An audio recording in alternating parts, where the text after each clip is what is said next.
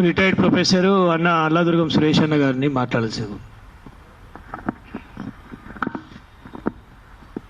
స్థానిక Telangana social media మిత్రులకు, అలాగే నేటి అనైతిక చర్యను ఖండించడానికి విచ్చేసినటువంటి బీసీ సంఘ నాయకులు, ముదిరాజ్ సంఘ నాయకులు, నా తోటి మిత్రులు అందరికీ అల్లాదుర్గం సురేష్ ముదిరాజ్ సంఘ సమితి రాష్ట్ర అధ్యక్షుడిని నమస్సమాంజలు.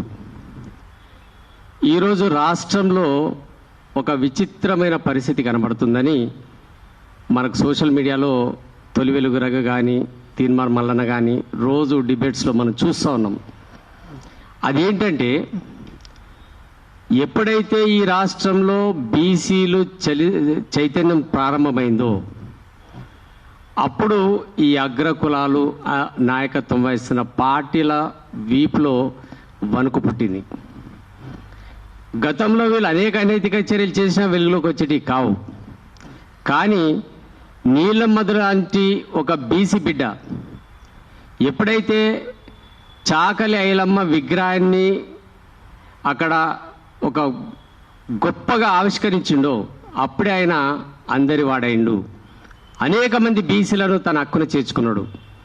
ఈరోజు ముదిరాజ్ అనే పదం ఎత్తుకోకున్నా మా ముద్దు బిడ్డ అని మేము గర్వంగా చెప్పుకుంటున్నటువంటి నీలమ్మధు అందరివాడు, ఈవను అగ్రకులాల పేదల పక్షాన కూడా నిలబడ్డటువంటి వ్యక్తి. అటువంటి వ్యక్తి తన సతీమణి ఇస్నాపూర్ మున్సిపాలిటీ ఎన్నికల్లో నిలబడితే తాను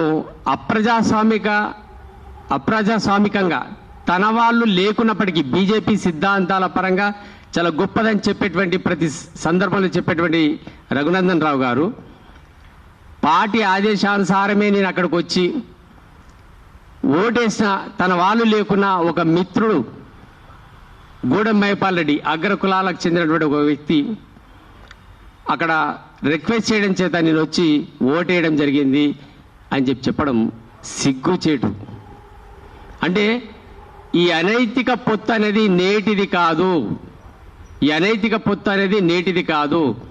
నీలమ్మధు గారు ఎంపీకి నిలబడ్డప్పటి నుంచే ఉన్నదన్న సంగతి గుర్తించాలి.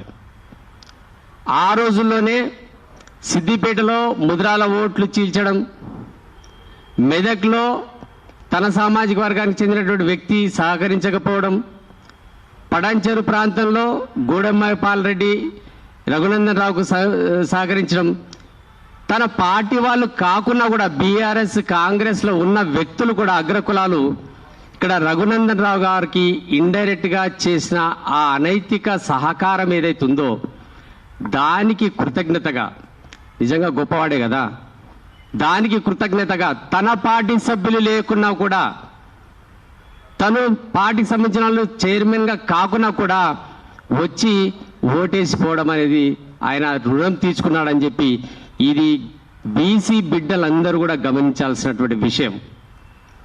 మరి కళ్ళు తెరవాల్సిన విషయం. ఏం జరుగుతుంది ఈ రాష్ట్రంలో?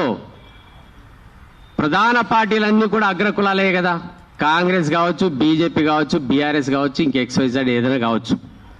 ఈరోజు రాష్ట్రంలో బీజేపీ బీఆర్ఎస్కు సహకరిస్తుంది, బీజేపీ కాంగ్రెస్కు సహకరిస్తుంది, కాంగ్రెస్ బీఆర్ఎస్కు సహకరిస్తుంది.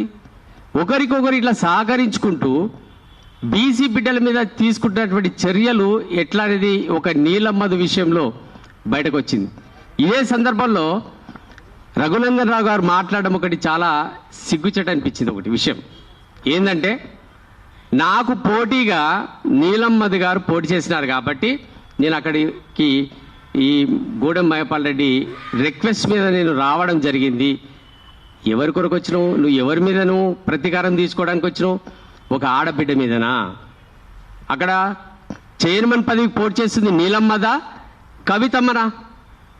నువ్వు ఒక బీజేపీ నాయకుడు అయ్యండి, కేంద్ర స్థాయిలో ఒక పేరు ప్రఖ్యాతలు ఉన్నటువంటి నాయకుడు అయ్యండి, మహిళ మీద నువ్వు తీసుకునేటువంటి ప్రతీకారం అంటే నీకు శత్రువు ఒకసారి నిలబడితే శాశ్వతంగా శత్రువా? ఆయన భార్య, ఆయన పిల్లలు, ఆ కులము అందరూ కూడా నీకు శత్రువులుగాని పరిగణిస్తున్నావా ఏంటి? కాబట్టి చాలా జాగ్రత్తగా మీరు తీసుకుంటున్నటువంటి ఈ నిర్ణయాలనేటి మంచివి కావు. ఇది సమాజానికి మంచిది కాదు. బీజేపీ కూడా చాలా ఆలోచిస్తుంది ఈ విషయంలో అని చెప్పి నేను భావిస్తున్నాను. ఇక ఇదే కాకుండా ముదిరాజులే మీకు కేవలం ప్రధానంగా నీకు శత్రువులుగా కనబడుతున్నారా అనేది ఇంకొక కోణం కూడా మేము ఆలోచించాల్సి వస్తుంది. నీకు మొట్టమొదటిసారిగా నీ వర్గానికి చెందినటువంటి పార్టీలో, బీఆర్ఎస్ పార్టీలో నీకు సముచిత స్థానం దొరకనప్పుడు ఏ గ్రూప్ నీకు దుబ్బాక ఉప ఎన్నికల్లో నీకు గెలిపించింది ముదిరాజు బిడ్డలు కాదా? అక్కడ నువ్వు ఇచ్చిన హామీ ఏంటి? బీసీ అనే అంశం కదా. బీసీ నేను ఖచ్చితంగా సాధించి పెడతాన్నావు కదా. గెలిచిన తర్వాత సుప్రీంకోర్టులో ఉందన్నావు కదా. సరే, నువ్వు మాటలు పక్కకు పెట్టేసి నీ న్యాయవాద వృత్తిని ఉపయోగించాను, సరే బీసీ సాధించి పెట్టినావా ముద్రాలకు? ఒకసారి ఆ కేసును పరిశీలించినావా? ఇంకొక విషయం, అసెంబ్లీలో అందరూ కూడా బీసీఏ అమలు చేయాలి ముద్రాలకు అని చెప్పి కవిత గారు, హరీష్ రావు గారు, జీవన్ రెడ్డి గారు, వివేకానంద గౌడ్ గారు అందరూ కూడా మాట్లాడారు, ఒక్క బీజేపీ పార్టీ నాయకులు తప్ప. ముఖ్యంగా నువ్వు హామీ ఇచ్చినప్పటికీ నువ్వు నీ పార్టీ సభ్యులతో మాట్లాడించాల్సిన అవసరం ఉండే కదా. అంటే ముదిరాజులను మీరు ప్రధాన శత్రువులుగా భావిస్తున్నారా అని చెప్పి రఘునందరావు గారి చర్య మూలంగా ఈరోజు మేము బీజేపీని ప్రశ్నించాల్సినటువంటి పరిస్థితి ఏర్పడ్డది. కాబట్టి దయచేసి ఈ రాష్ట్రంలో ముదిరాజులు అందరూ గమనిస్తున్నారు. ప్రతి అడుగును ఈ పార్టీలు కానీ నాయకులు కానీ తీసుకున్నటువంటి చర్యలను ప్రతి ఒక్కరు కూడా గమనిస్తున్నారు. ఈ అనైతిక పొత్తు ఇదే విధంగా చేస్తాం, మేము మాత్రం ముదిరాలను తొక్కేస్తాం. ఇప్పటిదాకా విద్యకు, ఉద్యోగాలకు దూరం చేసాం, ఇక రాజకీయంగా కూడా వీళ్ళని బొద్ద పెడతామని చెప్పి అనుకుంటే మాత్రం మా ముదిరాలకు ఇప్పుడిప్పుడే సిగ్గొస్తుంది. కళ్ళు తెరవండి దయచేసి.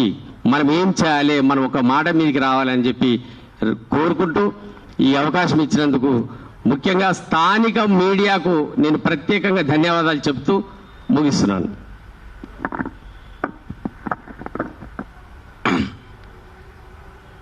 పాత్రికేయ మిత్రులకు మరియు